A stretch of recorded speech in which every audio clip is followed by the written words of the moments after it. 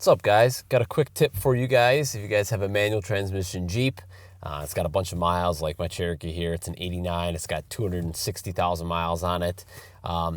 When it's cold out, the transmission doesn't really like to shift really nicely for me. So I'm just going to show you guys just a little tip that I use when it's super, super cold and that transmission fluid isn't warmed up yet. Just kind of show you guys how you can shift it a little bit better. That way it doesn't either grind or kind of fight you, when you're going from, first into second, kind of fighting, or for this one, the second to third is where you get some resistance back, which isn't great. But, so I'm just going to be showing you guys kind of what I do when it's super, super cold. And yeah, so first things first, what I would do if your transmission's giving you some issues, definitely change the transmission fluid. I changed the transmission fluid on this thing and added a little bit of that Lucas heavy-duty oil stabilizer in with the transmission fluid, and that seemed to help a lot with the shifting.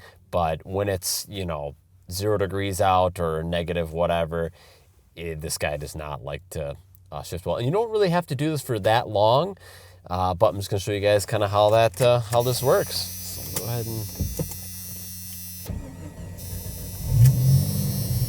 One thing when it's cold, sometimes if your transmission won't go into reverse, sometimes it's best to clutch out, clutch in, go into first, then try for reverse. Or sometimes for me, I'll go into fourth and then I'll go into reverse, and that usually lets me in.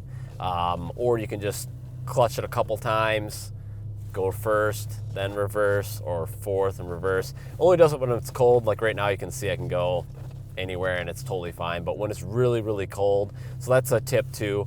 If you're having a hard time getting it into reverse, try first and then try fourth and then try reverse. Or just, maybe it'll be something different for yours, but that usually helps for me. So anyway, so what we're going to be doing is double clutching here. So basically we're driving along here, and all we're going to do is we're going to clutch in. I'm going to do this really slowly so that way you guys can understand, but when I'm actually going to be doing it it's going to be a little bit faster. So we'll go clutch in, pull it into neutral, clutch out, clutch in again, then go to second.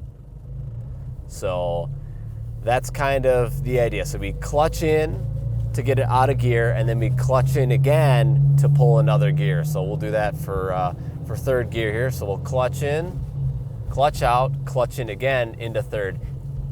And you'll feel how easy it is to go into gear after double clutching. Now another thing to do is you kind of want to do this not fast, but enough where you're not going to be a little bit more herky-jerky. So we'll spin this around here.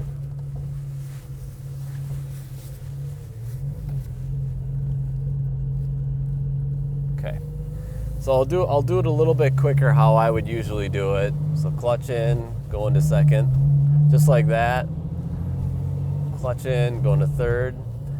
And sometimes what I like to do is, if I know the RPMs, because the RPMs will fall fast if you're a little bit slower with your clutch foot, the RPMs will fall too much. So what you can do is you can clutch in, give it a little blip of the throttle, and then go into that next gear, if that makes sense.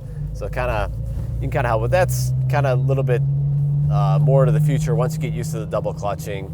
So we'll do it again. We'll go clutch in, just like that.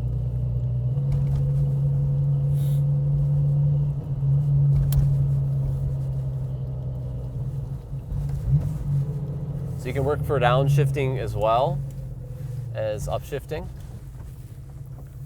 So I'll show you kind of what I'm saying about so if we're a little bit slower with the shifting here,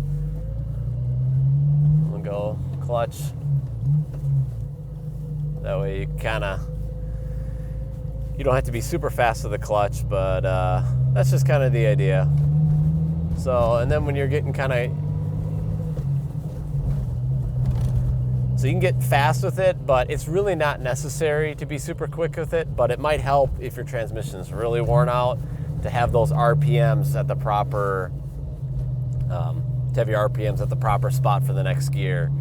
And now I really only have to do this probably for the first, like once I get up to speed and the transmission's, all the input shafts and all the gears are spinning inside there, that oil starts to heat up and then I can shift normally. But I usually do it for maybe the first, couple of minutes of driving, and then once the transmission's kind of warmed up, then I can shift. I can just, do a normal shift. I'll do a couple shifts here, kind of show you guys on the main road.